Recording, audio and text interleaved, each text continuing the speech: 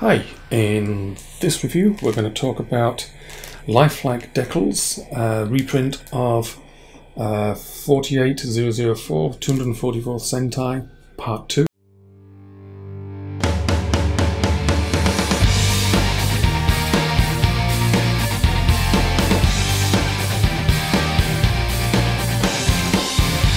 Okay, so let's have a look, see what we get in the bag. So, to start with, as you can see, 244th Sentai Part 2, 48-004R. This is a reprint of the original 1/48th scale 004 set. That one's really hard to find now, if not impossible. So this has been released. So let's open it up, see what's inside. I like Lifelike's the bags they use. There's plenty of space inside them to actually get everything out without having to bend things. So we get 2 decal sheets, 2 sheets of single-sided and a double-sided. So we'll start off with the front sheet.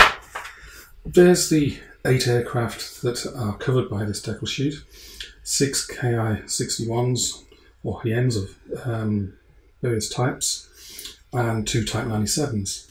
Now these are recommended for, well, basically the Type 97, the Mate. There's only really the Hasegawa kit that's available.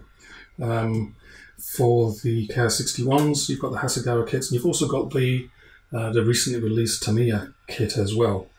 So it's a nice bit of timing on their part to release it just sort of shortly after the Tamiya kit has been released.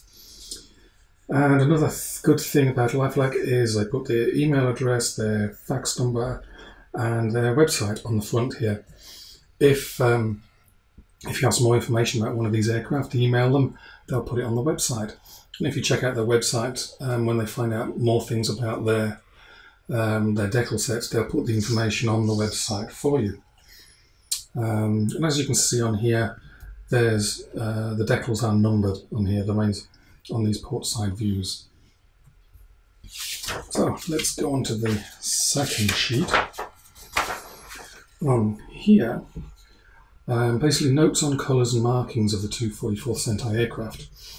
There's some good information here, the colours that were used inside the cockpit at various times, how those colours changed with fading and weathering, when outside colours on the aircraft changed. Like the identification band on the leading edge was red to start with, but changed in August 1942. So there's a lot of good background information here. Lifelike are really up on doing their research and getting everything just right. I'm sure they do enough background to actually write books on the aircraft they covered. And down the bottom here you can see where all the stencils go, and some specifics for each aircraft, like prop tip colours and things like that. So there's lots of good information on here, and there's plenty, more than enough here to allow you to get all the decals in the right place and use the right colours and have a reasonably historically accurate aircraft. So let's go on to the last sheet of paper, which is double-sided. What this does is it's a bit of historical background on each of the 8 aircraft, the first 6 are on this sheet. Oh, and just by the way, I'll scan all these, they'll be on the website. There'll be scans of the decals as well. I'll put up some good pictures of the decals on here in a second. So yeah, check out the website for close-up looks at all this stuff. Don't forget to subscribe as well. So on these we'll get things like they'll show you which of the references they used. On the back here, there's 17, they've named the 17 references they used to get their information. But they've also added to those references, there's, I think I mentioned it on the website, there's one photograph where, where is it? Commander Kobayashi's younger sister is in the photograph, which isn't in the actual reference book itself.